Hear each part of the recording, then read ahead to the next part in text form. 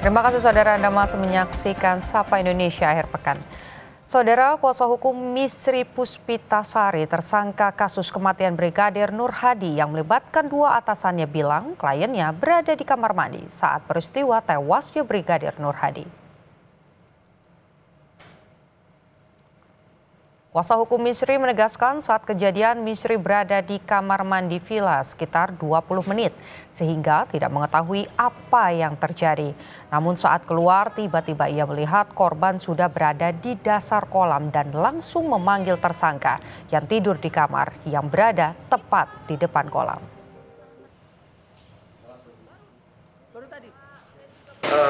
Antar rentan waktu 18.20 ya sampai dengan 19.55 itu 3 kali total Ibda HC bolak-balik masuk ke Villa Teke.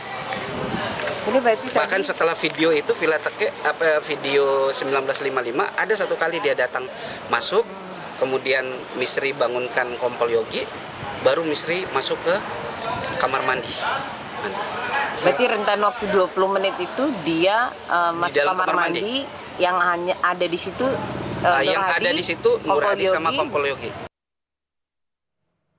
Kasus kematian Brigadir Nur Hadi terus diselidiki dan saat ini Kejaksaan Tinggi Nusa Tenggara Barat tengah meneliti dan mempelajari berkas perkara 3 tersangka.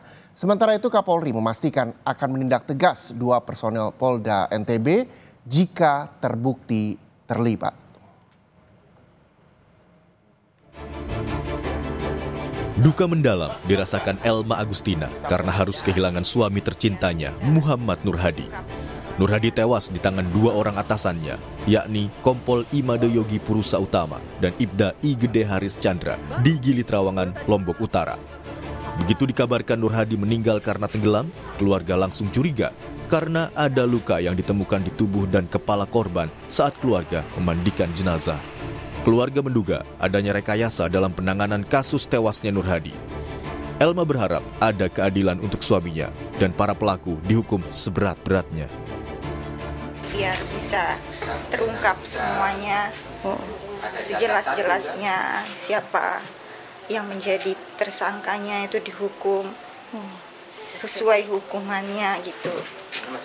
Biar kita juga mendapat keadilan gitu. Mbak nggak percaya itu? Nggak percaya. Jadi Mbak nggak percaya dia mengkonsumsi obat-obat, minuman keras?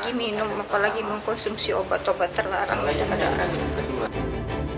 Selama sepekan ke depan, Kejati NTB akan meneliti berkas perkara yang telah diserahkan tim penyidik Polda NTB terkait kasus kematian Brigadir Nur Hadi.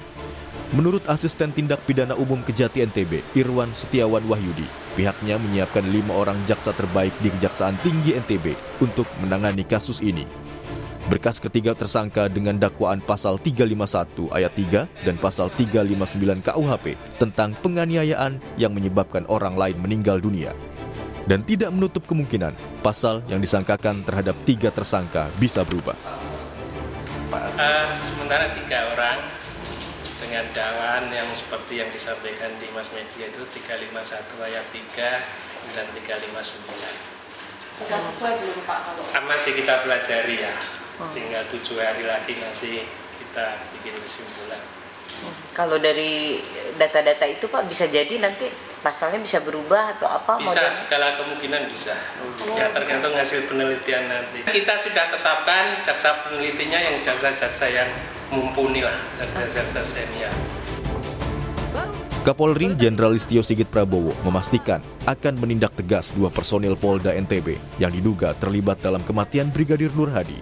Selain dipecat, mereka juga akan dipidanakan jika terbukti bersalah. Konsisten terkait dengan anggota yang melanggar, apabila terbukti proses pecat, pidanakan. Sudah jelas dan ini berlaku sampai sekarang. Termasuk dengan kasus yang di NTB, Pak? Ya, saya kira sama. Brigadir Nur Hadi ditemukan tewas di kolam renang sebuah villa di Gili Trawangan, Lombok Utara pada 16 April lalu. Dalam upaya mengungkap penyebab tewasnya Brigadir Nur Hadi, polisi telah melakukan ekshumasi.